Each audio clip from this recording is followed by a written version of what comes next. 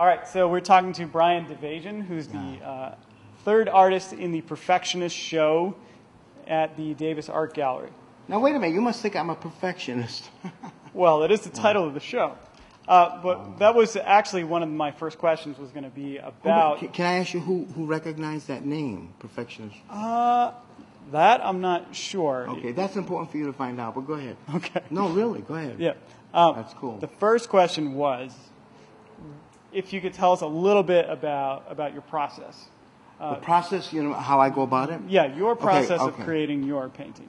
Technically or the technique? Either as a technician? or. You could talk technically if you want. If you want to talk conceptually, I think both would be interesting. Okay, now I got it. I actually started 32 years ago, and I began by understanding different kinds of. Most of my work now is all acrylic, but I also use airbrush. So I actually take modern sensibilities of airbrush, just as they use in the car industry, and incorporate it into old world, old master techniques. So I sort of run the gamut in that respect, and a lot of my work has to do with how art imitates life, and vice versa. So that's really what it's all about. How strange life really is, but yet creativity is how I figure out what's going on out there. Sure. Unlike money or banking, the creative industry is how I figure out. Sort of like Warhol. Right. How you interpret the world. Yeah. And actually, just like Da Vinci. Look at him. I'm showing him off. Here he is. And all this is beautiful. All this here has got to stay forever. This is what attracts people to this building. If any of you guys ever pick this up, I'll be very upset because it was done by an artist. Now, actually, that work over there, I recognize, that was done by a Clark University student, wasn't it? I don't know. I do. If you ever destroy that, look at it. It actually says Wormtown. Look at that. Yep. I'm teaching you how to see something. See that? Well, Isn't that exciting? You put that in downtown Worcester, I can. That'll bring in money. Just that sign. Look at it. It's exciting.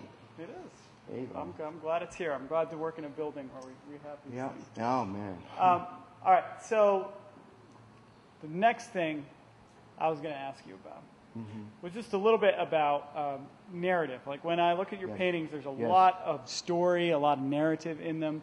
I wanted to ask, how much of that is planned ahead of time? How much of that just happens? No, it's all planned. Okay. It is planned. Sometimes it comes out of a dream. Sometimes it's planned for many years. But most of it comes from my childhood because it was pretty happy. It was pretty happy. Yeah. What else? Okay. Well, I know that you're involved with the Worcester Artists group, and when we spoke the other day, you were telling me about that.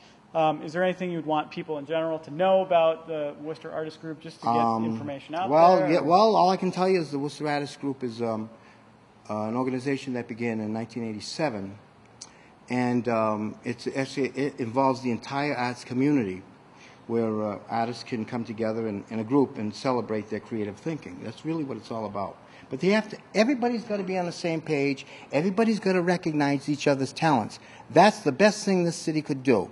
When this guy has the ability, he has the ability of freedom to go out there and create that, we should always see it because that's where our hearts are, right there. Right there. Anybody that paints over that, I'll never talk to him again. I'm serious.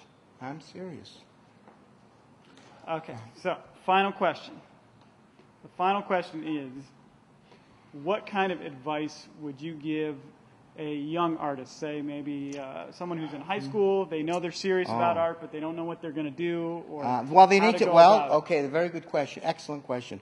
The number one issue is they have got to recognize who's out there that can inspire them. Outside of the high school, the classes, outside of a scholarship award, they have no role models. Okay, so every single community, major arts community in any great city throughout the world will recognize the artists are the national treasure. You don't pay attention to what they're doing, we're all done.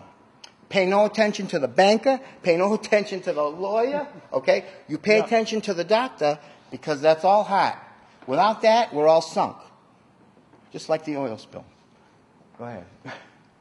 Okay. Well, I guess that's it. So thanks for your time. Thanks for talking to me, Amy. It was great. Yeah, you're a good actor.